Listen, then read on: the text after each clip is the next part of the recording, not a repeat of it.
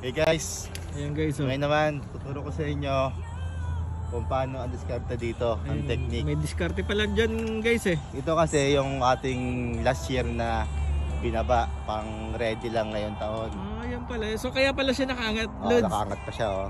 Ngayon, kailangan siyang itali dito.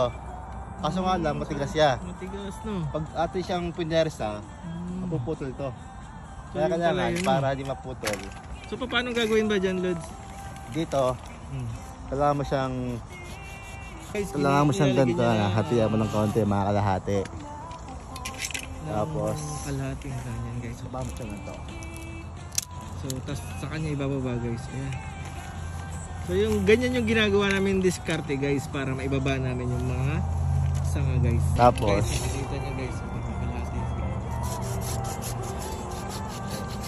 then, yung gamot ang ilalagay dito para hindi siya pasukan ng mga bacteria.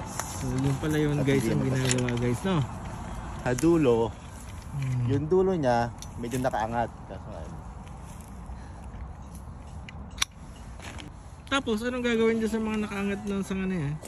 siyempre, ganito. Kailangan siyang putulin na. Ito na yung mga iranay. Yung mga hindi na kailangan. So ilan lang pala ang tinitira, no? Ititira mo yung mga gantong bulaklak. Pala guys.